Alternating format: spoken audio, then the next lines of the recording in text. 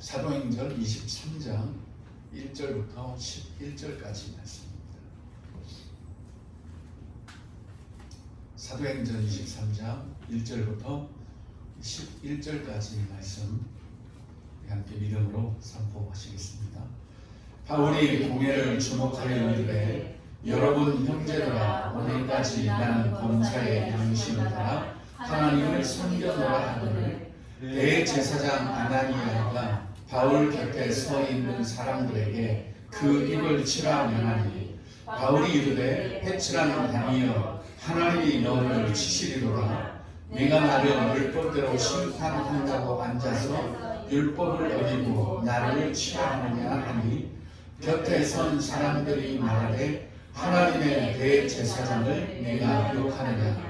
바울이 이르되, 형제들아, 나는 그가 대제사장인 줄 알지 못하노라. 기록하였으되 너의 백성의 관리를 비방하지 말라 하였느니라 하더라. 바울이 그중 일부는 사두개인이요 다른 일부는 바리새인인 줄 알고 공회에서 외쳐 이르되, 여러분 형제들아, 나는 바리새인이요 또 바리새인의 아들이라. 죽은 자의 소망 곧 부활로 말미암아 내가 신분을 받노라.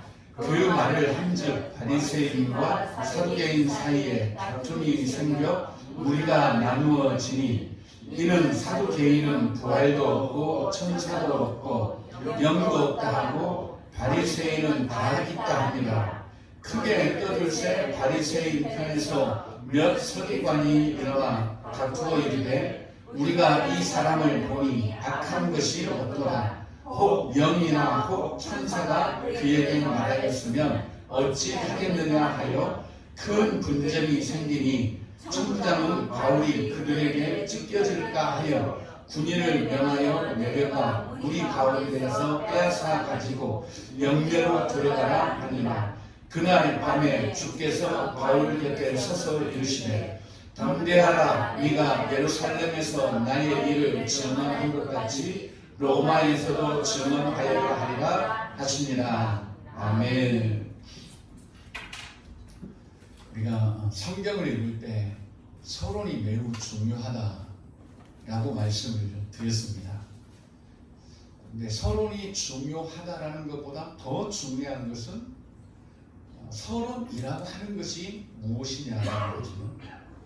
서론이 중요하지만 그 서론이 무엇을 의미하느냐는 더 중요한 문제입니다. 보통 성경을 보면 처음 시작할 때 서론이라고 나와 있는 부분들이 있습니다.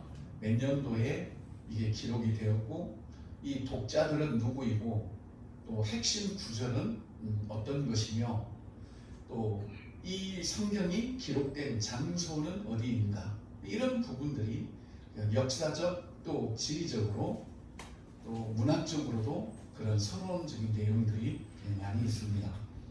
그렇지만 우리가 누가복음과 사도행전을 보면서 이 서론이라 할 수 있는 것은 물론 그런 역사적 사실, 또 이 성경이 기록된 그런 시기, 또 어디서 기록됐느냐, 이런 게 참 중요하기는 합니다만, 성경의 서론이라 하면 이 성경 전체를 볼 수 있는 그런 하나의 뭐라 그럴까요? 안경? 그 서론 가지고 이 성경 전체를 해석해낼 수 있는, 그게 바로 진정한 성경의 그런 서론이라고 할 수 있습니다. 그래서 누가복음과 사도행전은 하나의 성경으로 우리가 이제 볼 수가 있는데, 그 누가복음과 사도행전의 서론에서 이 누가라는 사람이 밝히는 것은, 우리가 여러 믿음을 가지고 있는데 그 믿음들이 너무 불확실하다는 거죠. 그러니까 어떤 사람은 이렇게 믿고 어떤 사람은 저렇게 믿고, 그러니까 이 누가가 데오빌로라고 하는 현존 인물인지, 아니면 상징적인 인물인지, 아니면 또 우리 모두를 향한 그런 불특정 다수의 그런 사람에게 보내는 서신인지는 모르겠지만, 내가 그 불확실한 믿음 가지고 이리 부딪히고 저리 부딪히고 이러는 게 아니라 아주 우리의 믿음을 확고하게 세워줄 수 있는 그런 중요한 부분들, 우리의 믿음을 세워줬던, 우리로 하여금 믿어지게 했던 그 사건들만 처음부터 자세히 미루어 살펴서 정말 우리의 믿음을 제대로 세워줄 수 있는 그런 사건들만을 누가는 지금 여기에 기록해 놓고 있다라고 서두에서 말씀을 하고 있습니다. 그러니까 누가와 사도행전을 보면, 이 누가복음과 사도행전을 보면 볼수록 우리의 믿음이 분명해져야 되는 거예요. 아닌 거 가지고 너무나도 불확실한 것을 우리 믿음의 내용으로 삼고 있으면 우리의 믿음 역시 불확실해져요. 우리의 믿음은 사실 정확해야 되거든요. 정확해야 논쟁도 없고 또 대립도 없고 또 오해도 없습니다.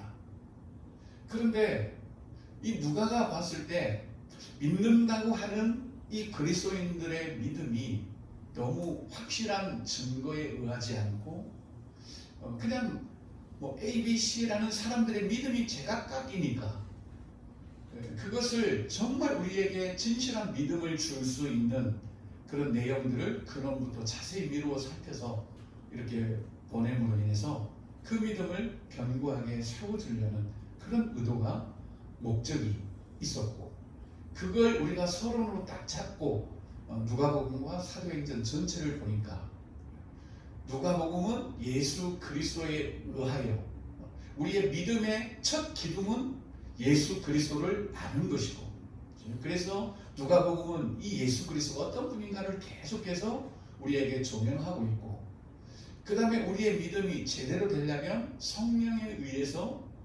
증거되고 또 인도되는 그런 믿음이어야 된다. 그 믿음은 우리로 하여금 제대로 된 길을 걸어가도록, 그러니까 야고보스가 말하는 것도 똑같고, 믿음이 제대로 있다면 바울이 로마까지 가는 것이 아니라 그 믿음이 바울을 지금 밀고 가는, 믿음에 의해서 사라지고 믿음에 의해서 내가 가고 싶은 길이 아니라 주님이 원하시는 길을 내 의지가 아니라 그 믿음이라고 하는 강력한 그 믿음의 역사에 의해서 우리가 가진다는 거죠. 우리가 가려고 하니까 참 충돌도 많고 그래요.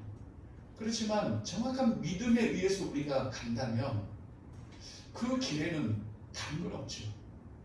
그래서 주님이 원하시는 그런 길을 이제 우리가 가게 되는 겁니다. 그러기에 오늘 우리가 본문 말씀을 이제 읽었습니다. 여러 가지 내용들이 쭉 기록이 되어 있지요. 바울이 공회를, 이 공회라는 것은 우리가 아는 것처럼 대제사장, 서기관, 바리새인들, 이 어떤 종교적인 이제 공회로 이들이 문제가 아니라 아시아부터 계속 바울을 따라와서 이 바울을 죽이려고 하는 일련의 그런 무리들이 있습니다. 그건 이미 예수께서 살아 계셨을 때 이런 일이 있을 거라는 걸 이미 다 예언하셨어요. 이 동네에서 저 동네로 너희들을 따라다니면서 핍박할 거다. 이미 예수께서 다 말씀하셨던 것처럼 이 예루살렘을 소동케 했던 그 무리들은 동네 지역을 쫓아다니면서 이 바울을 핍박하고 괴롭혔던 그런 자들이 지금 여기에 들어가 있습니다. 이들도 아시아로부터 온 무리들 때문에 지금 예루살렘이 소동이 이제 일어난 거라고 우리가 보면 되겠습니다. 쭉 바울이 이제 이야기를 하지요. 특별히 부활과 이런 부분들을 이제 말씀을 하다가 또 10절에 보니까 큰 분쟁이 생겼습니다. 분쟁이 생기니까 바울이 위험해진 거죠. 그랬더니 천부장은 바울이 그들에게 찢겨질까 하여, 참 성경적인 표현 치고는 좀 섬찟하죠. 바울이 찢겨질까 봐서 군인을 명하여 내려가서 무리 가운데서 빼앗아 가지고, 그러니까 무리 속에 있던 바울을 데려다가 영내로 들어가게끔 그렇게 조치를 한 거예요. 그러니까 이 천부장은 이미 바울이 로마 시민이라는 걸 알고 있기 때문에 그들에게 함부로 뭐 해를 당하거나 또 죽임을 당하는 그런 일이 없도록 천부장은 이 바울을 보호해야 될 그런 이제 입장에 있는 거죠. 이런 상황 가운데서 11절에 보니까 그날 밤에 주께서 바울에게 나타나셨어요. 주께서 바울 곁에 서서 말씀을 하셨습니다. 뭐라고요? 담대하라. 네가 예루살렘에서 나의 일을 증언한 것 같이 로마에서도 증언하여야 하리라 하시니라. 아멘.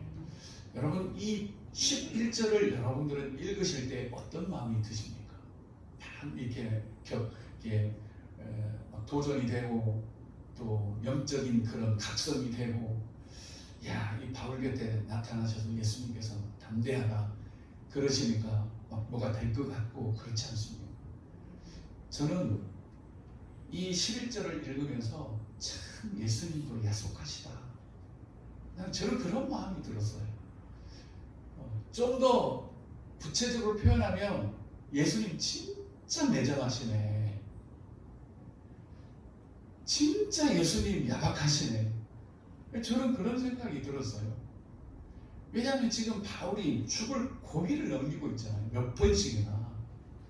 그리고 금방 막 찢겨 죽임을 당할 그 상황에서 천부장도 위험을 느끼고 위기의식을 느끼고 바울을 뺏어다가, 강제로 뺏어다가, 그런데 지금 영내 안에 안전하게 지금 들여놓았는데 예수께서 그 밤에 나타나시면 이 말씀을 하시면 안 되지요.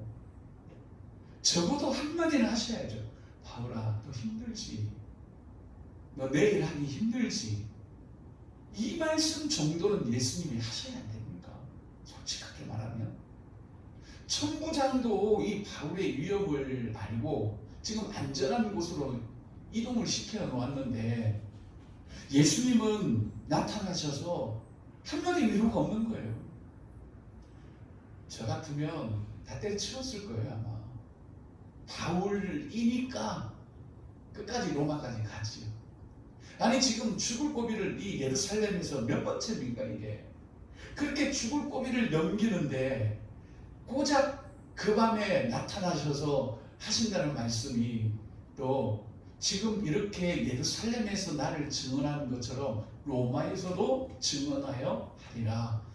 이 말씀을 하신다면 얼마나 이 참 정이 없어요, 예수님. 정이 없어. 그러니까 예수님 여러분들에게 나타나시는 거 너무 그렇게 좋아하시지 마세요. 우리가 원하는 말씀 안 해주신다고. 너 사는 거 참 힘들지, 너 어렵지, 너 내일 한다고 수고 많지, 이렇게 말씀하시는 게 아니고 그 죽을 고비를 넘긴 바울에게 너 지금 이렇게 하는 것처럼 로마에서도 또 그렇게 해야 돼. 이게 무슨 그냥 이게 싫어졌어요. 갑자기 예수님이 그냥 따뜻한 말씀 한 말씀 해주시지. 그런데 사실 이 바울에게 나타나셔서 요 말씀만 하셨겠냐. 우리가 믿는 예수님 이렇게 야박하지 않습니다. 우리가 믿는 예수님 이렇게 정 없지 않아요. 우리의 위로주이십니다. 우리의 위로자입니다. 그분은. 보혜사라는 그 단어도 우리의 어떤 상담가요, 어떤 우리의 위로자예요. 얼마든지 예수님은 위로해 주십니다. 그런데 지금 누가는 그걸 기록할 이런 어떤 맥락이 아닌 거예요. 막 바울 위로하고 그런 맥락이 아니라 이 누가는 자세히 살펴서 꼭 우리에게 믿음을 줄 수 있는, 그것도 제대로 된 믿음을 줄 수 있는, 그냥 감정적인 믿음이 아니라 우리 같으면 이 바울에게 나타나서 이 바울을 위로하고 막 싸매주고 힘들지, 더 힘들면 로마까지 안 가도 돼, 막 이런 식의 어떤 가문적인 믿음을 이 누가는 배제하는 거예요. 근데 우리 믿음은 대부분 그래요. 감정적이고, 예수님이 막 나를 만져주시고 막 따뜻하게 해주시고 위로해 주시고, 우리의 믿음은 거기에 있는 거예요. 그런데 누가가 적어도 볼 때는 그게 믿음의 핵심은 아니라는 겁니다. 만약에 누가가 볼 때 그런 믿음을 누가가 그리고 있었다면 아마 이 말씀보다는 바울을 위로했던 그런 위로의 말씀을 기록을 했을 거예요. 그런데 적어도 누가가 볼 때에 제대로 된 믿음이라는 것은 우리가 그런 어떤 정서에 빠져있는, 막 주님은 우리를 막 위로해 주시고 막 따뜻하게 격려해 주시고, 그게 어떤 믿음이라고 하는 것을 누가는 철저하게 배제하고 있는 겁니다. 그래서 제가 누가의 마음을 조금 이제 읽고 난 다음에 이 11절이 이해가 좀 되었어요. 그렇다. 충분히 이 11절은 우리에게 어필할 수 있는 그런 믿음의 근거가 될 수 있는 겁니다. 우리 속담인가요? 아니면 그냥 전에 내려오던 이야기인가요? 뭐 10손가락 깨물어서 안 아픈 손가락 없다 그렇잖아요. 그래서 자식들은 다 그렇게 아프고 그렇다는 겁니다. 그렇지만 또 예외도 있습니다. 예외도. 또 많은 것을 받고 누리고 하는 경우에는 조금 다릅니다. 우리가 잘 아는 것처럼 탕자의 비유에서도 그렇죠. 아버지가 동생이 돌아와서 잔치를 벌이고 하는데 성은 삐졌어요. 형은 삐져서 집에도 안 들어가고, 그래서 이제 아버지가 가서 달립니다. 봐라, 넌 전부 다 가지고 있지 않냐? 너는 전부 다 가졌지 않냐? 내 것도 다 네 거고. 근데 얘 동생은 죽었다가 살아 돌아왔는데 어찌 우리가 잔치를 안 할 수 있겠느냐? 이렇게 말씀하시는 거죠. 그 의미를 우리가 진짜 잘 알아야 됩니다. 거기 하나님의 마음이 있고 우리의 믿음이 그 기반 위에 세워질 때 우리가 온전한 믿음으로 갈 수 있는 겁니다. 죽을 고비를 넘긴 이 바울에게 예루살렘에서 나의 일을 증언하는 것까지 로마에서도 증언해야 한다 라고 말씀하신 것은 단순한 그런 우리 주님께서 정이 없어서, 아니 너무 매정해서 그런 것 아닙니다.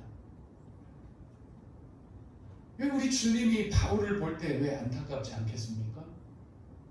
그렇지만 적어도 믿음의 영역으로 우리가 딱 들어가 버리면요, 이 땅 위에서 죽고 사는 문제가 핵심이 아닙니다. 이 땅 위에서 우리가 어떻게 사느냐가 문제가 아닙니다. 왜요? 그것을 완전히 침몰시킬 수 있을 만큼의 위대하고 놀라운 구원을 받았다는 거죠. 아멘.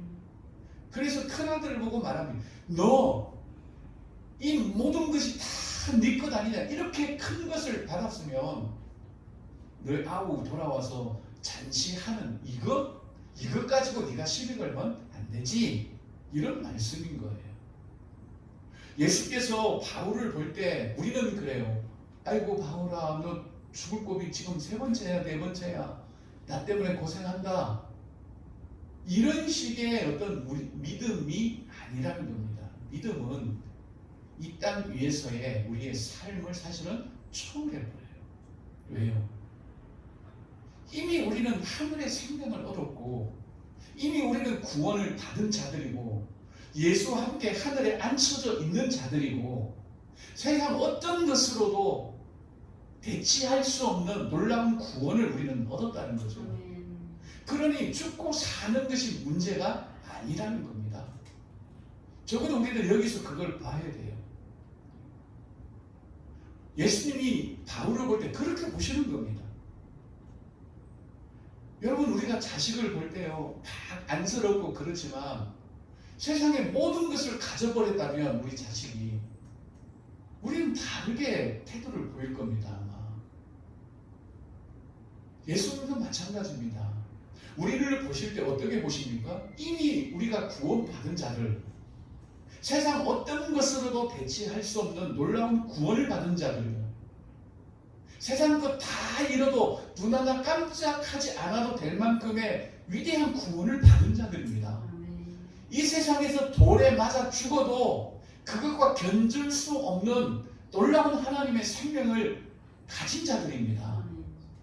만약에 그렇지 않다면 스데반 돌에 맞아 죽을 때 하나님 개입하셨어야 돼요. 바울 이렇게 죽을 고비를 넘길 때 하나님 개입하셔야 되죠. 해오리 바람으로 싹 쓸어 가버리든지. 그런데 적어도 우리의 믿음의 영역으로 오면 이렇다는 겁니다. 우리는 그런데 하나님을 자꾸 여기에 이제 끌어가 맞추려고 그러는 거예요. 내가 이랬는데 왜 위로 안 해주시니? 저도 처음 읽을 때는 그랬다고 했잖아요. 진짜 예수님 매장하다. 어떻게 이 위로 한마디 없고 너 예루살렘에 산 것처럼 로마서 가서 해. 이거는 뭐 2번, 3번 죽이는 거란 거예요. 여러분들에게 이런 말씀이 전해지면 어떻겠어요? 여러분들이 밖에 나가서 막 복음을 전하다가 몽둥이로 맞았어요. 그런데 예수님이 딱 나타나셔가지고 또 오늘 했는 것처럼 내일은 저 대청동에 가서 해. 그러면 사실 우리가 진절머리 날 거예요. 야, 정말 예수님 너무하시네. 그래서 누가는 우리의 믿음의 그 어떤 막 혼합되어 있는 것들을 정결하게 해주고 싶은 거예요. 자, 그러면서 이 본문을 우리가 접근해 보면 이 율법 가지고 이야기가 나오죠. 막 율법을 어기고 나를 치라 하느냐, 너희들이 율법으로 뭐 판단하고 심판한다고 하면서 율법으로 너희들은 막 사람을 치느냐? 지금 이런 것들이 제대로 지금 믿음이 안 돼 있는 거죠. 우리가 제대로 믿음이 안 돼 있으면 율법이 판을 칩니다, 여러분. 이 인간을 망하게 하는 게 이 사실은 율법이에요. 그렇다면 율법이 나쁜 거냐? 아니죠. 그 율법을 사용하는 인간이 나쁜 거죠. 인간이 제대로 안 돼 있기 때문에 율법 가지고 심판하는 거죠. 구약의 그 이야기 아닙니까? 내가 이스라엘에게 이 율법을 주었는데 이 율법은 하나님을 찾게 만들고 그리스도께로 인도하는 건데 이스라엘 백성 너희들은 이 율법 가지고 이방인들을 심판하는 이 심판봉으로 사용한 거예요. 이 잘못됐다는 겁니다. 또 뒤에 뭐 나오죠? 바리새인과 사두개인들이, 바리새인들은 부활이 있다는 것을 믿지만 사두개인들은 부활이 없고 영도 없고, 그러니까 논쟁이 일어나는 겁니다. 지금 누가가 그러니까 왜 이 사건을 이렇게 지금 배열을 하는지를 우리가 분명히 서론을 가지고 봐야 되는 거예요. 믿음이 제대로 되어 있지 않고, 그렇죠? 율법이 기승을 부리고 또 부활을 믿느냐, 이게 중요한 게 아니잖아요. 믿음의 영역에서 우리의 믿음의 대상 오직 예수 그리스도밖에 없잖아요. 이 부활이 믿음의 대상이 내용이 되다 보니까 바리새인들은 부활을 믿는데 사두개인들은 안 믿는 거예요. 그 둘이 논쟁이 일어나는 겁니다. 이게요, 이 바리새인들과 사두개인들의 문제가 아닙니다. 오늘날 우리들의 문제인 거예요. 이 사람은 믿는데 이 사람도 안 믿는 거예요. 이건 논쟁거리가 아닙니다. 사실은 정말 우리의 믿음은 예수 그리스도께 있으면 사실 모든 건 끝나요. 근데 우리 믿음이 주 예수 그리스도께 근거한 믿음이 아니라 그냥 이 바리새인들이 부활이라는 것에 자기 믿음을 둔 것처럼, 또 제사장들이 율법에 자기들의 믿음을 둔 것처럼, 사두개인들이 부활이 없다라는 것을 믿음의 내용으로 그들이 주장하는 것처럼, 전부 다 우리가 믿음의 본질이 아닌 거에 우리의 믿음이 세워지다 보니까 자꾸 논쟁거리가 되는 거예요. 정말 논쟁이 되는 거예요. 오늘 바리새인과 사두개인들이 서로 막 분쟁이 일어나죠? 왜요? 내가 믿는 거 너희 왜 안 믿냐? 사두개인들은 아니 우리는 부활이 없다고 하는데 너희들은 왜 그거 믿냐? 그게 지금 중요한 거 아니잖아요. 우리는 다 같이 예수 그리스도를 믿는 거잖아요. 그 믿음이 중요해요.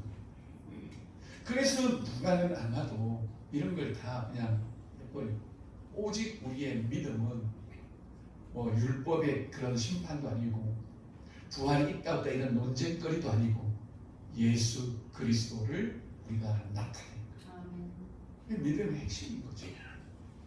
이건 나타내라가 아니라 우리에게 예수 그리스도를 증언하고 나타내라고 막 부탁하고 하는 것이 아니라 바울 안에 이미 계신 예수 그리스도 그분이 있기 때문에 다른 어떤 것보다도 또 로마에 가서도 당연히 그렇게 해야 된다는 것을 믿음의 내용으로 지금 누가는 우리에게 보여주고 싶은 거예요. 왜냐하면 그렇지 않으면 못 가는 거예요. 바울이 만약에 정말 예수 그리스도에 대한 확고한 믿음이 없고 이 바리새인들과 사두개인들이었다면 로마까지 갈 수 있었겠습니까? 못 갑니다.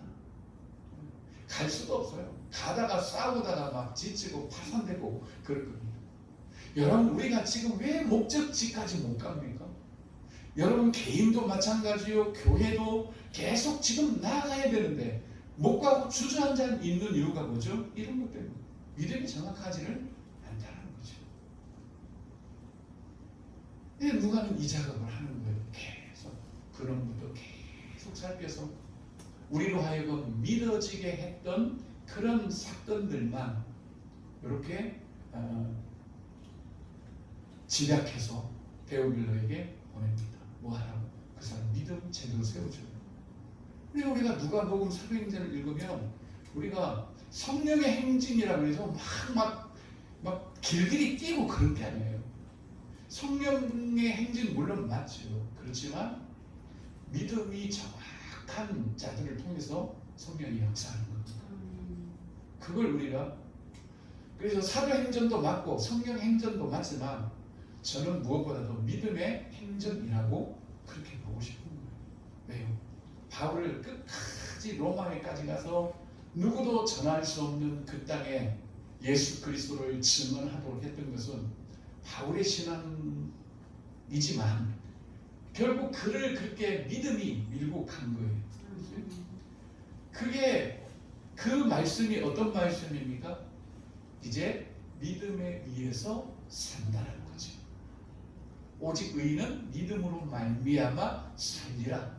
믿음에 의해서 믿음이 나를 밀면 가고 믿음이 나를 돌아서게 만들면 돌아서고 결박과 환난이 기다리고 있다고 해도 그것 때문에 내가 움직여지는 게 아니고 죽음에 의해서 내 삶이 진행되는 것도 아니고 가난에 의해서 내가 움직여지는 것도 아니고 오직 믿음에 의해서 내 발걸음 하나 떼어 놓을 수 있는 그 믿음을 누가는 심어주고 싶은 겁니다. 그러기에 우리가 성경을 읽을 때 어떻게 보면 좀 서운한 마음도 들고 그렇지만 이걸 우리가 그렇게 믿음의 관점에서 정확하게 볼 수 있을 때 여러분들이 주님에 대해서 서운한 마음을 갖지 않을 겁니다. 저도 어느 때는 진짜 서운해요. 야, 주님 내게 나타나셔서 야, 너 수고 많지. 내가 다 안다. 그렇게 한마디만 해주시면 더 잘 갈 수 있는데 그렇지 않다는 거지. 여러분도 안 그렇습니까? 삶이 힘들고 지치고 고단할 때 주님이 여러분 나타나셔서 힘들지? 내가 위로해 줄게.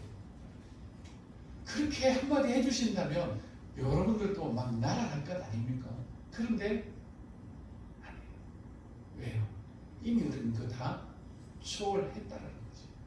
그것을 덮을 수 있을 만큼의 위대한 구원을 얻었다는 거죠. 내 육신의 생명의 죽고 삶을 뛰어넘어 버릴 수 있는 하나님의 생명, 하늘의 생명을 우리가 얻었다는 거죠. 세상에 어떤 위치에 있느냐, 이 위치를 능가해버리는 하늘나라의 예수와 함께 우리가 이미 앉혀졌다는 거죠. 우리가 그 시각으로 볼 수가 없다면 우리는 우리 신앙생활을 통해서 그냥 어떤 정서적인 혼란, 정서적 혼돈 가운데서 믿음도 아닌 것이, 어떤 사람은 부활이 있다는 거 막 믿고 살고, 어떤 사람은 부활이 없다라는 거 막 믿고 살고, 또 막 영이 있다 없다. 그리고 뭐 바늘 꼭대기에 천사가 몇 분이나 이제 올라설까. 이런 그리고 율법으로 서로를 판단하고 심판하고 이런 것 때문에 뒤죽박죽이 될 수밖에 없다는 이야기입니다. 그렇지만 정확한 믿음을 가지고 있으면 그 사람은 주를 향해서 한 걸음 한 걸음 나아갈 수밖에 없습니다. 여러분 그 믿음이어야 되는 거죠. 저 여러분들에게 어떤 감정적으로 주님과 만나려고 하지 마시고 이미 이루어진 사실, 나를 통해 나를 위해서 이미 주님께서 이루어 놓으신 일들, 그걸 우리가 좀 제대로 붙잡고 좀 갔으면 좋겠습니다. 그래서 우리가 이런 우리의 어떤 정서가 사실 건강해야 교회도 건강하고 여러분의 신앙도 건강한데, 우리 정서라는 것은 본래 정서는 타락한 정서잖아요. 그래서 오해도 많고 그렇습니다. 그렇지만 이 건강한 정서는 어디서 나옵니까? 정확한 믿음에서 우리의 건강한 정서가 나오는 거죠. 기뻐할 때 기뻐하고 슬퍼할 때 슬퍼하고, 정확한 믿음에 의해서 그런 건강한 정서가 나올 수 있는 겁니다.